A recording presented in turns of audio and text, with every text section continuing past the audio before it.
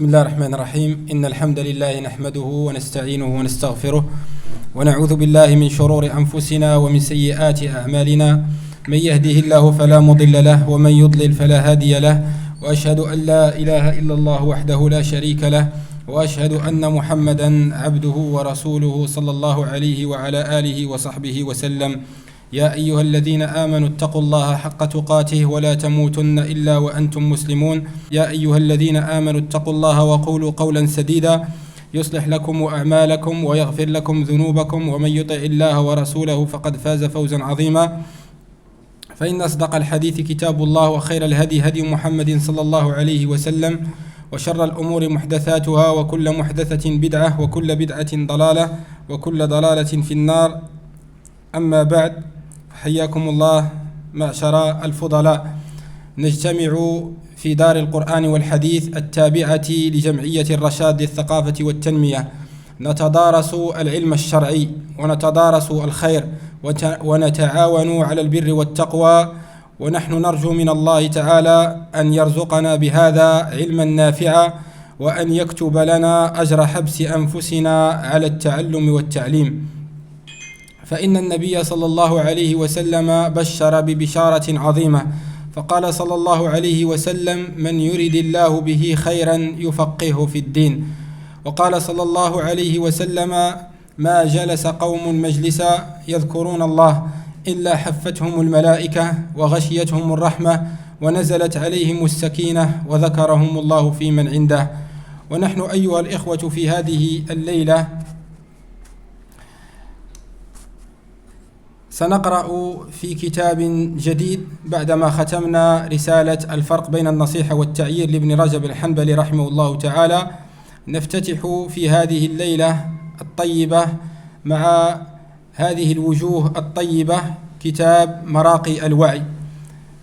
كتاب مراقي الوعي فصول تأصيلية وتنبيهات على مزالق فكرية لشيخنا الدكتور صالح بن عبد العزيز السندي حفظه الله تعالى، الأستاذ بقسم العقيدة بالجامعة الإسلامية بالمدينة النبوية.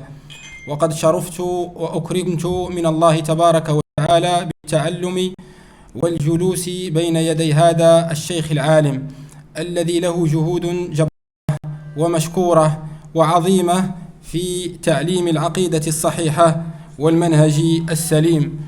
وهذا العالم الشيخ صالح سندي حفظه الله تعالى ووفقه على ثغر عظيم من ثغور الإسلام، من ذلك أنه مشرف على مركز يقين لنقد الإلحاد، من المشرفين مع إخوانه على مركز يقين لنقد الإلحاد المعاصر، وله جهود كثيرة.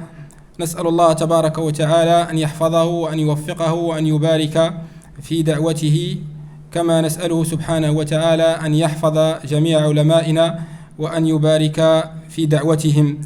وقد أثنى عليه وزكاه غير واحد من العلماء، وهو من العلماء الشيخ صالح سندي من العلماء المعروفين في المدينة النبوية لدى علماء المدينة وغيرهم، معروف بالعقيدة الصحيحة والمنهج السليم. وممن أثنى عليه من العلماء الشيخ عبد الرحمن محي الدين رحمه الله تعالى، وكذلك الشيخ فلاح مندكار رحمه الله تعالى، وممن أثنى عليه أيضا الشيخ صالح بن سعد السحيمي حفظه الله تعالى. وكذلك نقل لي أحد إخواني الثقات أن الشيخ شيخنا الشيخ سليمان الرحيلي حفظه الله تعالى سئل عنه فأثنى عليه وذكره بالخير، وغيرهم من العلماء. والشيخ صالح سندي حفظه الله تعالى معلوم بشروحاته التأصيلية على العقيدة السلفية الصحيحة، وهو تلميذ وطالب من طلاب الشيخ أمان الجامي، كما تعلمون من طلاب وتلامذة الشيخ أمان الجامي رحمه الله تعالى.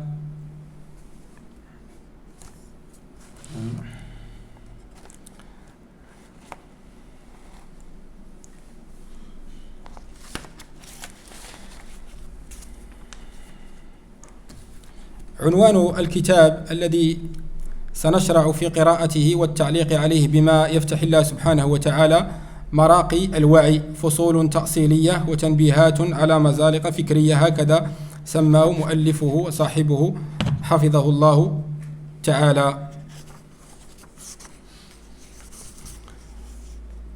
قال رحمه الله: بسم الله الرحمن الرحيم.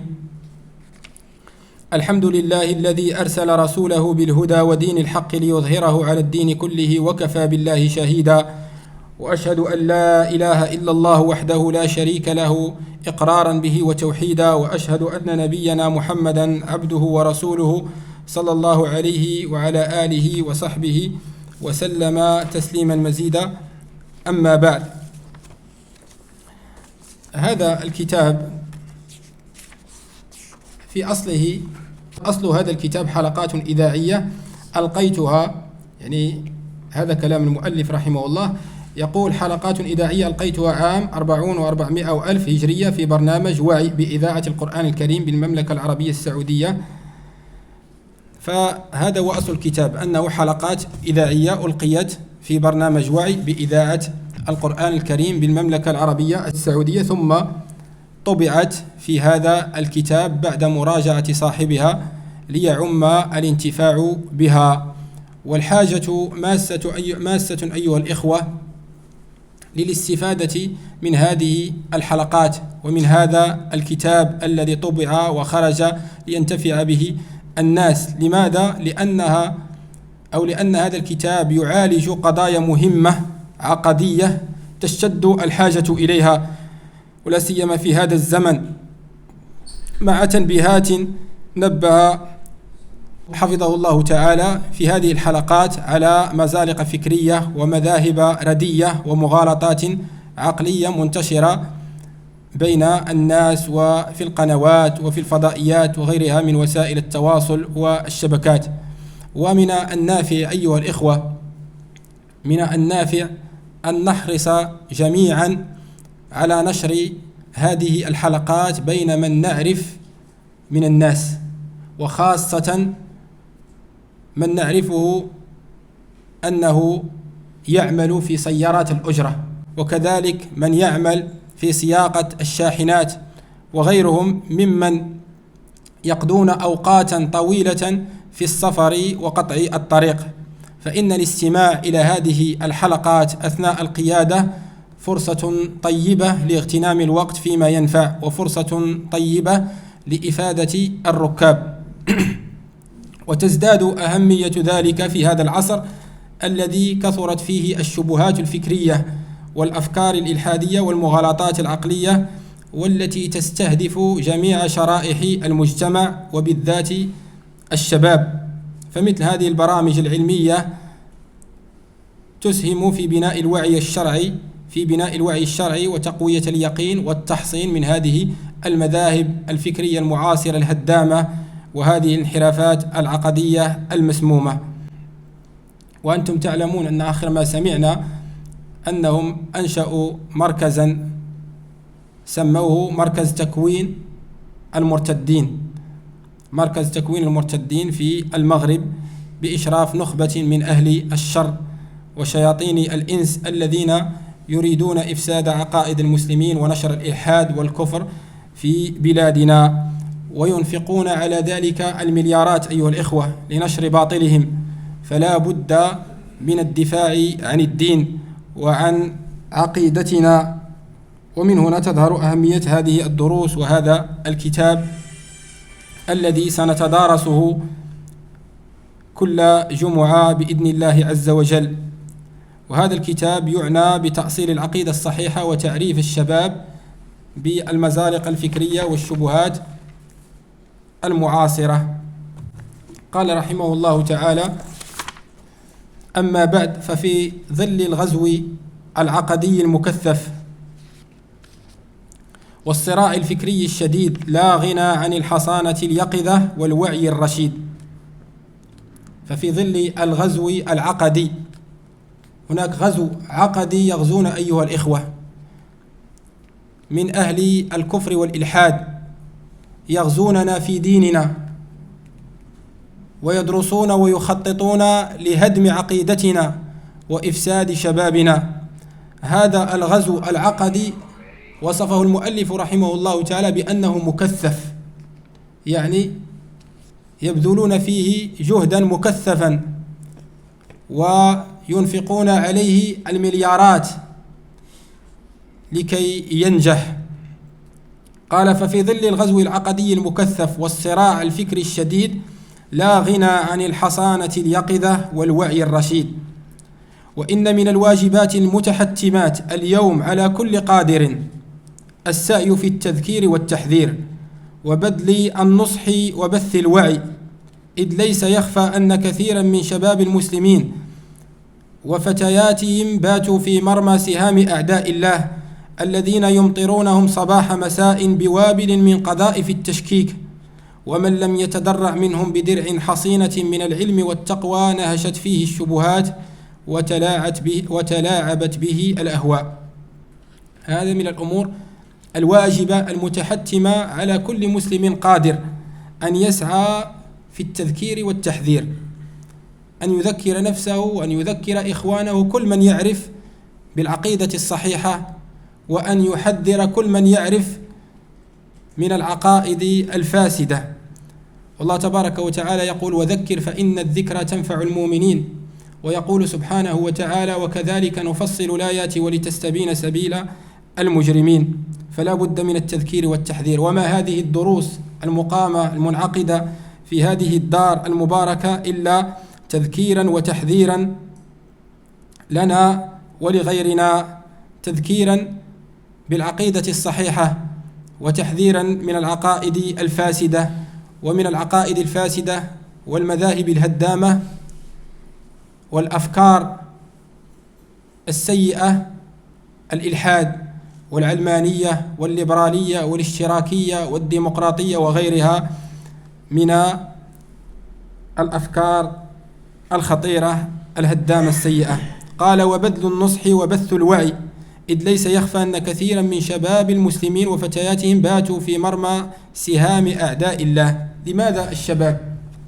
لماذا يستهدفون الشباب أيها الإخوة؟ قال: إذ ليس يخفى أن كثيرا من شباب المسلمين وفتياتهم باتوا في مرمى سهام أعداء الله. لماذا الشباب بالذات هم الذين أصبحوا في مرمى سهام أعداء الله؟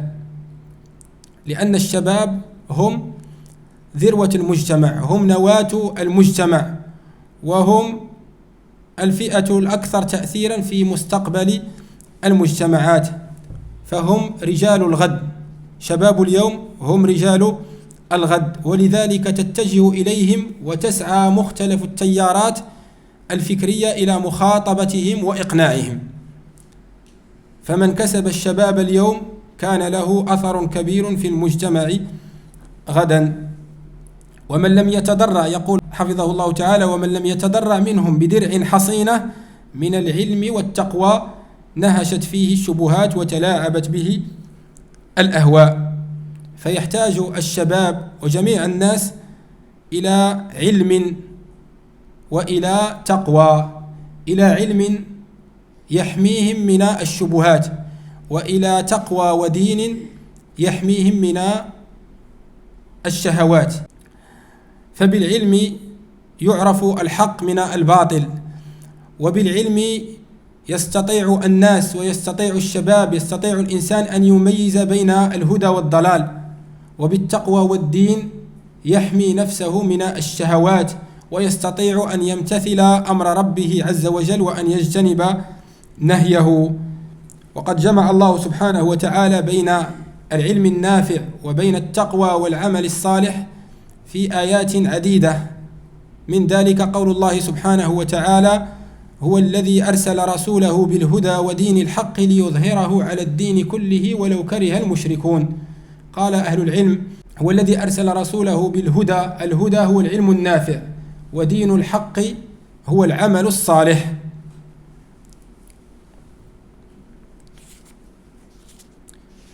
قال: ومن لم يتدرع منهم، أي من لم يتدرع من الناس ومن الشباب، من لم يتدرع منهم بدرع حصينة من العلم والتقوى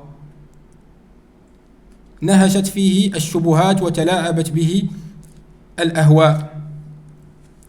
إن الأجواء الملبدة بالغيوم يتعين أن يسير العاقل فيها على نور وهدى وبينة، وإلا فما أدنى عطبه. على أن تيارات الأهواء الجارفة وأمواج الشبهات المتلاطمة لا تغرق إلا الخفيف، أما الراسخ فهو بتوفيق الله ثابت لا يتزحزح. فاصبر إن وعد الله حق ولا يستخفنك الذين لا يوقنون.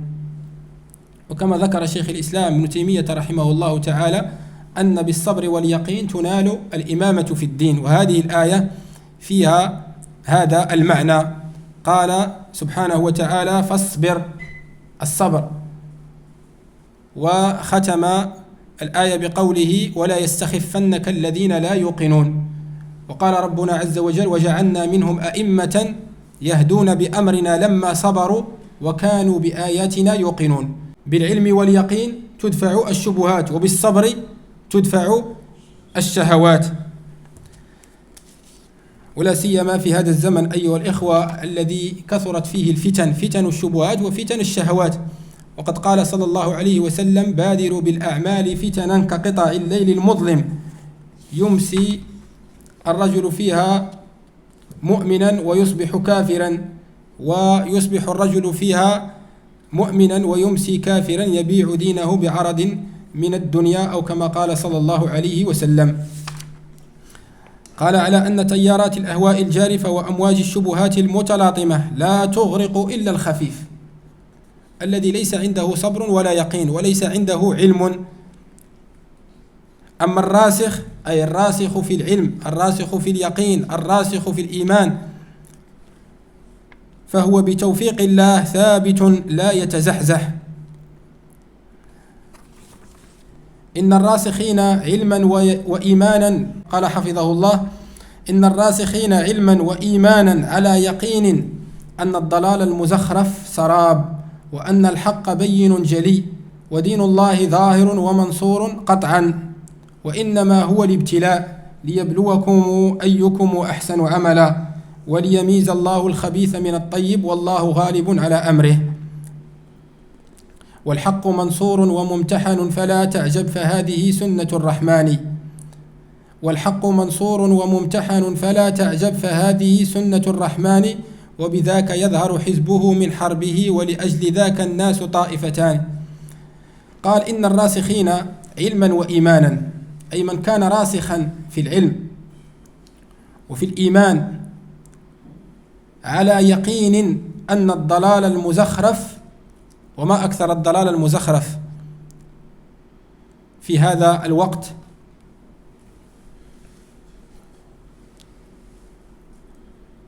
وأن الحق بين جلي. الضلال المزخرف هو سراب، لكن هذا السراب خادع أيها الإخوة. خادع لمن؟ للخفيفين المزعزعين الذين لا يطلبون العلم ولا يحرصون على تعلم العلم الشرعي، ولا يعرفون دينهم ولا يتعلمون دينهم. السراب هذا الضلال المزخرف الذي هو شبيه بالسراب يراه صاحبه حقا وهدى، فإذا جاءه لم يجد إلا الخيبة والخسران. وقد قال ربنا عز وجل والذين كفروا أعمالهم كسراب بقيعة يحسبه الظمآن ماء حتى إذا جاءه لم يجده شيئا.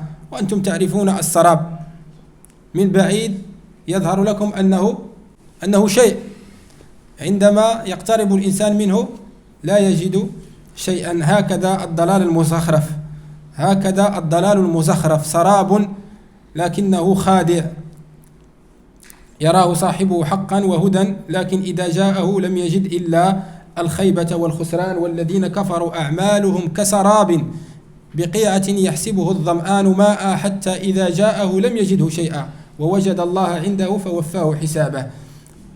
وقال ربنا عز وجل أفمن زين له سوء عمله فرآه حسنا. فالشيطان يزين الأعمال السيئة للإنسان ويزخرفها له. قال وأن الحق بين جلي. الحق ولله الحمد عليه نور،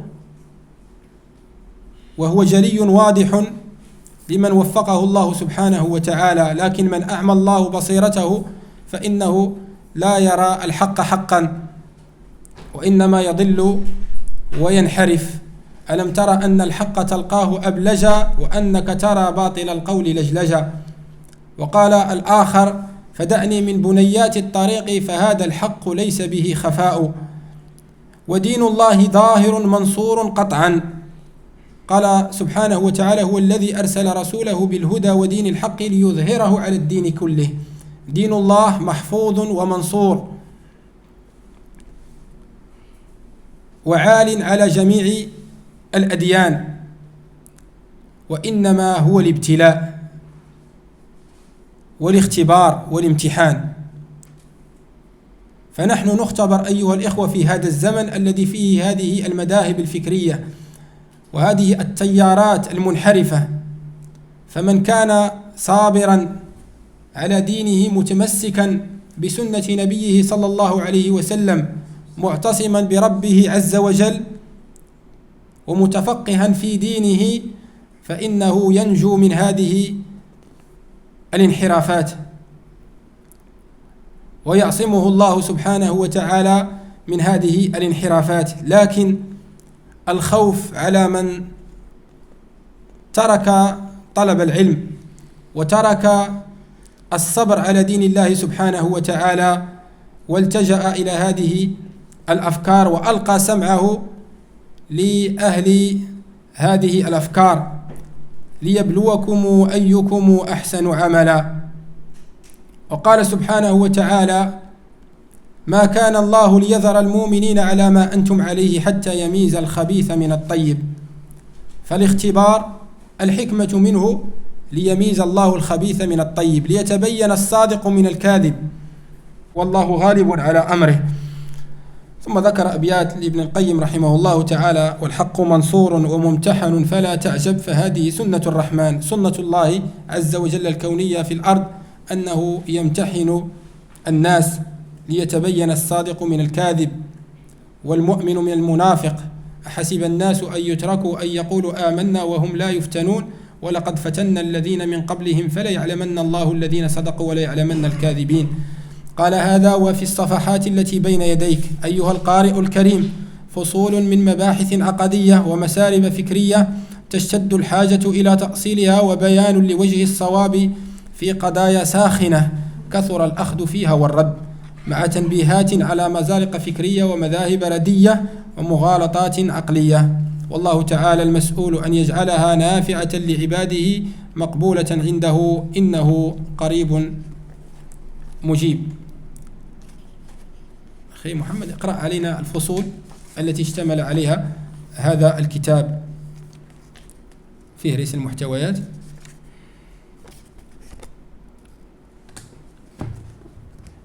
اقرأ لنا العناوين الفصول إن شاء الله اللي غتكون معنا في كل أسبوع، وسنحاول إن شاء الله ونسأل الله عز وجل الإعانة أن نجعل في كل يوم في الأسبوع فصلا نقرأه ونتدارسه. الفصل الأول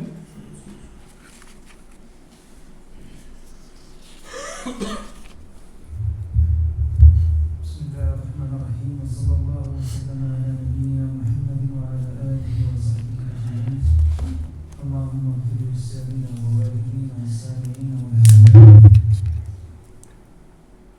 الفصول التي قسم عليها الشيخ حفظه الله كتابه راء الوعي.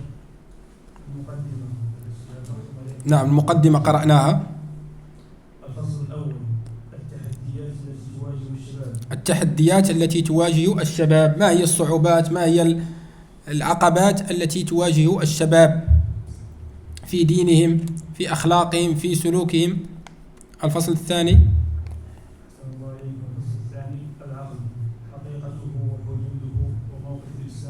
الفصل الثاني العقل حقيقته حدوده وموقف الإسلام منه. نعم. الفصل الثالث العلاقة بين النقل والعقل. الفصل الرابع. الفصل الرابع الإيمان بالغيب. نعم.